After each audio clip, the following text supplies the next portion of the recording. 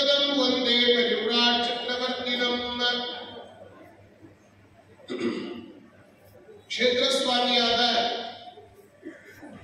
ಗೋಪಾಲಕೃಷ್ಣ ದೇವರ, ಮುಖ್ಯ ಪ್ರಾಣದೇವರ ಸಕಲ ದೇವತಾ ಸಂವಿಧಾನಕ್ಕೆ ಅನಂತಾನಂತ ನಮನಗಳನ್ನ ಅರ್ಪಣೆ ಮಾಡ್ತಾ,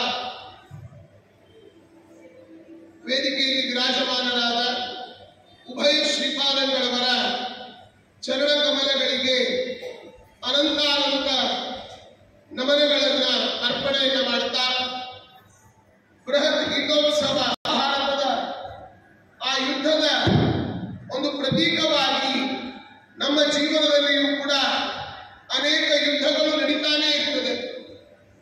ಆ ರಣರಂಗದಲ್ಲಿ ಜಯ ದೇವತೆಗಳಿಗೆ ಆಗಿದೆ. ನಮ್ಮಲ್ಲಿ ನಿತ್ಯದಲ್ಲಿಯೂ ಕೂಡ ಆ ದೈತ್ಯರಿಗೆ ಜಯ ಆಗ್ತಾ ಇದೆ. ಆ ದೈತ್ಯರ ಜಯ ಹೋಗಿ ದೇವತೆಗಳಿಗೆ ಜಯ ಆಗಬೇಕು ಅನ್ನುವ ದೃಷ್ಟಿಯಿಂದ ಪರಮ ಪೂಜ್ಯ ಶ್ರೀಪಾದಂಗಳವರು ಬೃಹತ್ ಗೀತೋತ್ಸವ ಅಂತನ್ನುವ ಕಳೆದ ಬಾರಿ ಬೆಂಗಳೂರು ಮಹಾನಗರದಲ್ಲಿ 2 ದಿವಸಗಳ ಕಾಲ ಈ ಗೀತೋತ್ಸವ ಅತ್ಯದ್ಭುತವಾಗಿ ನ್ಯಾಷನಲ್ ಗ್ರೌಂಡಿನಲ್ಲಿ ನೆರವೇರಿತು. ಈ ಬಾರಿ ಈ ಶ್ರೀ ಕೃಷ್ಣ ಮುಖ್ಯ ಪ್ರಾಣರ ಸಂವಿಧಾನದಲ್ಲಿ 18 ದಿವಸಗಳ ಕಾಲ ನಡೀತಾ ಇದೆ.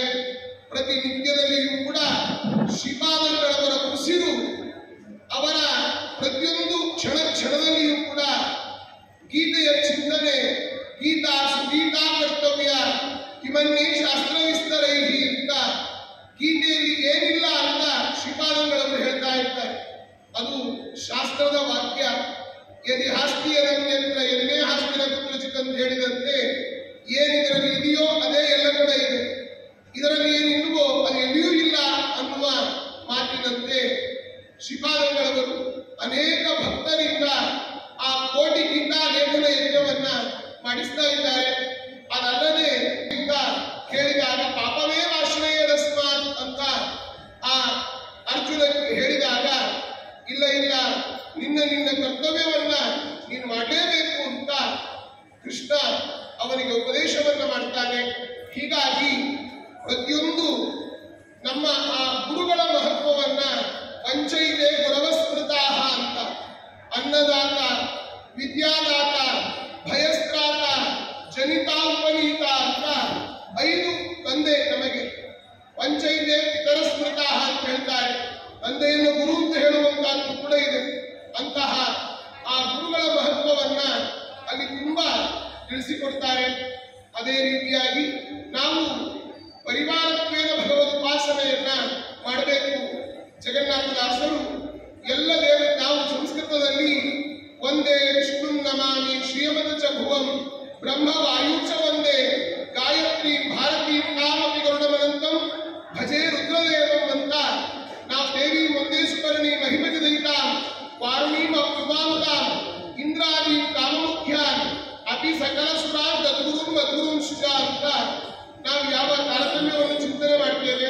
ಹಾಗೆ ಹರಿಕಥಾಮೃತ ಸಾರದ ಮಂಗಲಾಚರಣ ಸಂಧಿಯಲ್ಲಿ ಜಗನ್ನಾಥದಾಸರು ಭಗವಂತನಿಂದ ಹಿಡಿದುಕೊಂಡು ಕೊನೆಗೆ ಆ ಕಮಲನಾಭಾದೀತಿಗಳ ಆನೀತಿಗೆ ನಮಿತೆ ಅಂತ ಎಲ್ಲ ತಾರತಮ್ಯವಾಗಿ ದೇವತೆಗಳನ್ನ, ಗುರುಗಳನ್ನ ಸ್ತೋತ್ರ ಮಾಡಿದ್ದಾರೆ. ಅಂತಹ ಗುರುಗಳ ವಿಚಾರವನ್ನು ಒಳಗೊಂಡ, ಗುರು ಮಹತ್ವವನ್ನು ಒಳಗೊಂಡ, ತಾರತಮ್ಯವನ್ನು ಒಳಗೊಂಡ ಹರಿಕಥಾಮೃತ ಸಾರದ ಮಂಗಲಾಚರಣದೊಂದಿಗೆ ಈ ಕಾರ್ಯಕ್ರಮ ಆರಂಭವಾಗ್ತಾ ಇದೆ.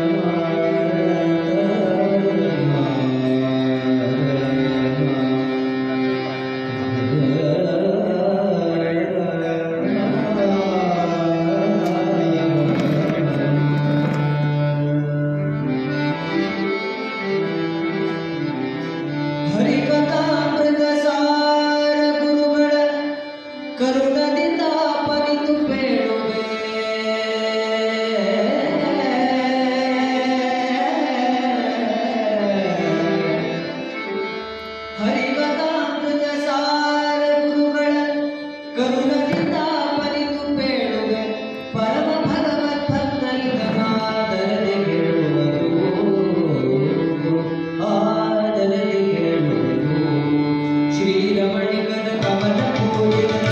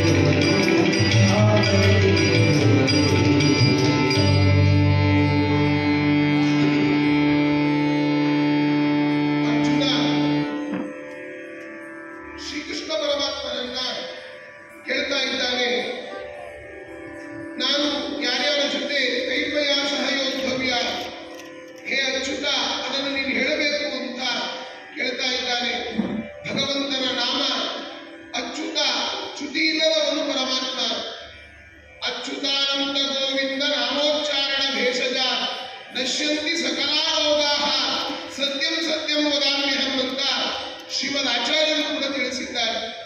ದಾಸವರೇಣ್ಯರು ಕೂಡ ಹೇಳ್ತಾ, ಸಂಚಿತಾದಿ ಪಾಪಗಳು ಕಿಂಚಿತಾದಿ ಪೀಡೆಗಳು ಮುಂಚಿತಾಗಿ ಕಳೆಯಬೇಕು ಅಚ್ಯುತ ಅಂತ ದಾಸರು ಕೂಡ ಸ್ತೋತ್ರವನ್ನ ಮಾಡಿದ್ದಾರೆ. ನಮ್ಮ ಈ ಭಗವದ್ಗೀತೆಗೆ ಅನೇಕರು ವ್ಯಾಖ್ಯಾನವನ್ನ ಮಾಡಿದ್ದಾರೆ. ರಾಘವೇಂದ್ರ ಸ್ವಾಮಿಗಳು, ಶ್ರೀಮದ್ ಆಚಾರ್ಯರು, ಅನಂತರದಲ್ಲಿ ಬಂದ ಅನೇಕರು ವ್ಯಾಖ್ಯಾನವನ್ನ ಮಾಡಿದ್ದಾರೆ. ಹಾಗೆ ಗೀತಾ ವಿವೃತಿ, ಆ ಗೀತಾ ವಿವೃತಿಯನ್ನ ಅನುಗ್ರಹ ಮಾಡಿದವರು ರಾಘವೇಂದ್ರ ಸ್ವಾಮಿಗಳು. ಗೀತಾ ಸುಗೀತಾ ಕರ್ತವ್ಯ ಕಿವನ್ನೈ ಶಾಸ್ತ್ರ ವಿಸ್ತರೈಹಿ ಅಂತ ಹೇಳ್ತಾ ಅನೇಕ ಅರ್ಥಗಳನ್ನ, ಉದಾಹರಣೆಗೆ ಇಲ್ಲಿ ಅನೇಕ ಯಾರ್ಯಾರಿಗೂ ಯುದ್ಧದಲ್ಲಿ ತಂದಾಗ ಅನೇಕ ಮಹಾರಥರು, ಅಖಿರಥ ಮಹಾರಥರೆಲ್ಲ ಇದ್ರು ಅಂತ ಹೇಳ್ತಾರೆ.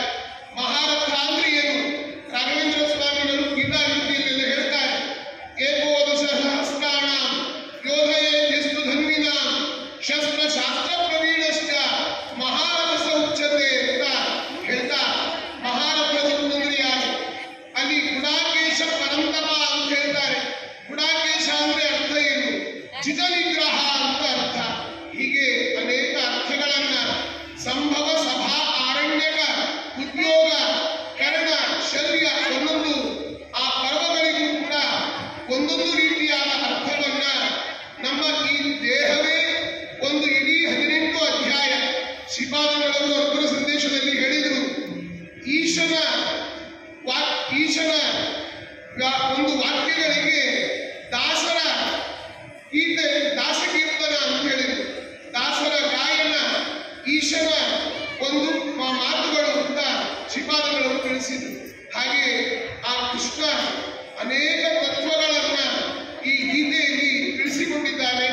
ಅದನ್ನ ಅನೇಕ ವ್ಯಾಖ್ಯಾನಕಾರರು ನಮಗೆಲ್ಲ ಪರಮಾನುಗ್ರಹ ಮಾಡಿದ್ದಾರೆ.